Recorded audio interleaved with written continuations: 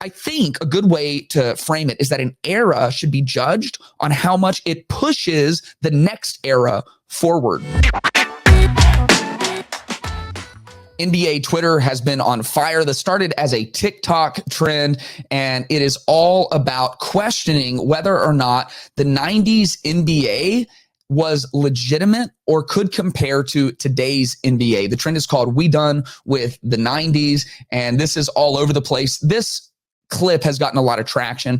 Basically, all it does is start with a Michael Jordan move and then transition very rapidly into a lot of highlights from modern NBA players. The point it's making is clear, which is look how much more athletic, look how much flashier, look how much more skill there is in today's NBA. We'll take a little bit of look at one of the trending videos in the We Done with the 90s trending topic. We done with the 90s. She ride dick like a carnival. Been over having flashbacks, she gon' eat me up like a carnival. It's the way I pop my shit, the hoes not ready. I'm going Broncos. So on and on it goes. Incredible talent, Curry, Dwayne Wade, on and on. Kawhi. Yeah, so just incredible. Giannis, all of these just freak athletes. And what this trend has done is it has taken clips from games in the 90s and very selectively clipped out bad plays and made commentary like, man, these guys, look how slow they were. What kind of offense is this? Nobody could shoot three-pointers back then. Nobody was athletic back then. This really boiled down at the core of it to the conversation between who is the greatest of all time.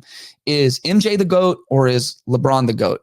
And the overarching point is the 90s were trash. The NBA players were terrible. The level of play and skill set was low. And so there's no way you could call Jordan the greatest of all time when he was playing against PE coaches and plumbers. That's kind of the general point. Wow. So is this true? To me, I'm going to put my bias right out, and I'm wearing my bias on my shirt. I'm a 90s kid. In the GOAT debate, to me, it's not even close. It's Michael Jordan, right? Like, we know that. And of course I think that because I'm a 90s kid. And so I'm going to call out the bias of today's modern NBA watchers, the Gen Zers who are just finding like 90s games on ESPN Classic. And I'm going to call out my own generation as well and the generations above me, because I think we both have a very biased and unclear view of how eras transition, not just in the NBA, but how generations are meant to transition across human history. The We Done with the 90s is like the OK Boomer approach to NBA commentary. If you're not familiar, OK Boomer is a term used by Millennial, Gen Z, and Gen Alpha to basically tell old people, hey, you don't have anything to add to the conversation. Wow. Like, you're old, you don't understand what's going on, you don't even have a TikTok account, which that's me, guilty, don't have a TikTok account. You don't understand how the world works. You know, sure, you like fought in some wars or whatever, but okay, boomer. Yeah. So often this is referring to like traditional values that boomers are still holding on to and trying to instill in the younger generations. Often this is referring to boomers who are complaining about how the way some parts of society have progressed, and you just dismiss them very arrogantly by saying, oh, okay, boomer. Okay, boomer. Michael Jordan was the greatest of all time, right? It's the okay, boomer approach to NBA commentary. It's not helpful and it's not accurate. Here's a broader view of generational transition, whether you're talking about a sports league like the NBA, whether you're talking about the success of a legacy business that's being handed down from, you know, an older baby boomer or Gen X CEO down to a millennial or Gen Z. Whatever the transition is, the transition across family lines and lineages, generational transition should produce greater achievement, not greater animosity. Are we in competition with other eras, the eras from our past, or are we in alliance with them? Are we trying to build something greater and greater? Here's one of the things I haven't heard much in the We Done with the 90s commentary is, in the early 90s, guys were playing basketball in Converse Chuck Taylors. Like, that alone, I don't know how anyone can be athletic. In Converse, Chuck Taylor's, the technology was behind, the training was behind, the equipment was behind, the understanding of the physiology of the human body was so far behind. The things available to the supplements, the different therapies, the training, all of it was almost like the Stone Age, even just in the 90s compared to where we are today. And you wonder why the game continues to progress. The reason that we should be thankful for the era of the 90s is because it progressed the game faster than any other era in basketball history. When Michael Jordan came into the league, the NBA was almost a dying franchise. And what he did was he came in and he brought a level of international stardom to the National Basketball Association that pushed things forward so rapidly. Michael Jordan started wearing his own shoes and was even fined every single game for wearing those shoes. But it began a progression in sneaker technology that now allows guys to do things athletically that you would just simply destroy every tendon in your foot and ankle if you did it in Chuck Taylor's. The game progresses when great players come along, and generational transition should do that. The players in the 80s should be proud of the achievements of the 90s. The players in the 90s should look at how the game is progressing now, and they should be proud of that. Ancient wisdom points us towards this all the time. In 1 Timothy 5, it says, do not rebuke an older man harshly. In other words, cut it out with the okay boomer, but exhort him as if he were your father. You know, who are the fathers of the modern NBA? Who are the grandfathers, the Dr. J's, the Moses Malone of the modern NBA? Exhort them, big them up, thank them for their contribution. At the same time, that's kind of pointed at the young guns. At the same time, Solomon writes in Ecclesiastes 7, do not say, why were the old days better than these? For it is not wise to ask such questions.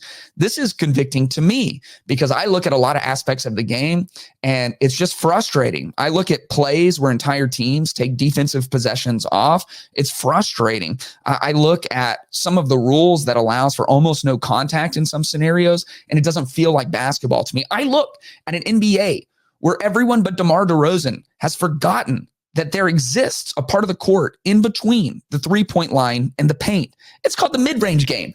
Nobody shoots a mid-range jumper anymore. Kawhi shoots them, DeMar DeRozan shoots them. And so I can do that. Why were the old days better than these? Why can't we play basketball like it used to be in the day? Why is everything so weak? That is not wise to do according to the wisdom of Scripture itself. So how do we actually judge the quality of an era or of the greatest players of an era? I think a good way to frame it is that an era should be judged on how much it pushes the next era forward.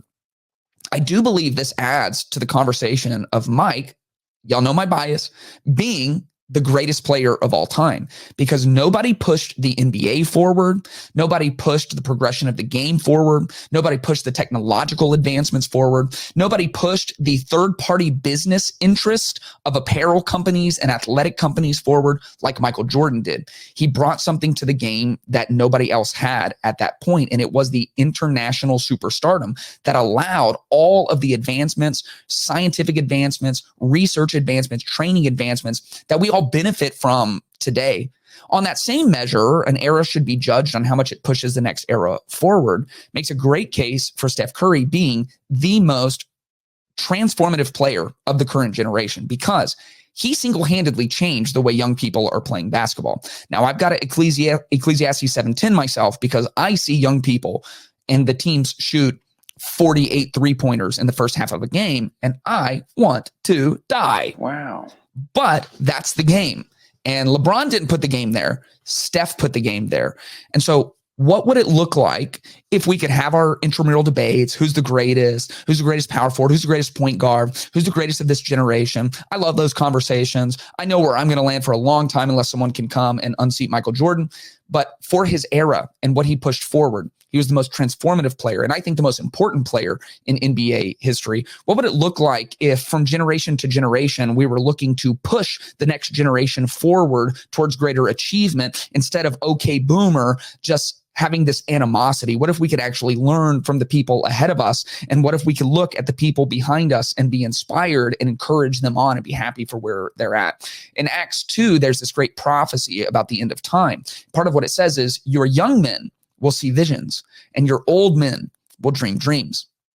It's a beautiful picture of generational handoff. It's like, look, your young guys will have a vision for their future. You know, by the time you're old, it's like, hopefully you've gotten close to accomplishing your vision. You're now in this mode of legacy and generational transfer, right? And so you'll dream dreams like what could be and what could be next and what could this next generation do. But the young guns, they've got a vision and they're focused. And to get to that vision, they're going to need the wisdom of their elders, and they're going to need to learn from who came before. But the elders, if they are too busy saying, man, why aren't these like the good old days? Why can't these guys play a little? Why can't they shoot a mid-range shot? Then they won't have the equity to speak into the younger guys. If the younger guys just see it as competition with the older guys, they'll just okay boomer their way out of the wisdom that could propel them forward in life. Whether it's the NBA or your family, your business, or any other area of society, generations should be pushing each other towards achievement, not pulling each other back through animosity. If you enjoyed this video, make sure you are subscribed so you can stay up to date with all new content. And if you want early access, exclusive content, and monthly live Q&As, make sure to check out patreon.com/ClaytonTyner.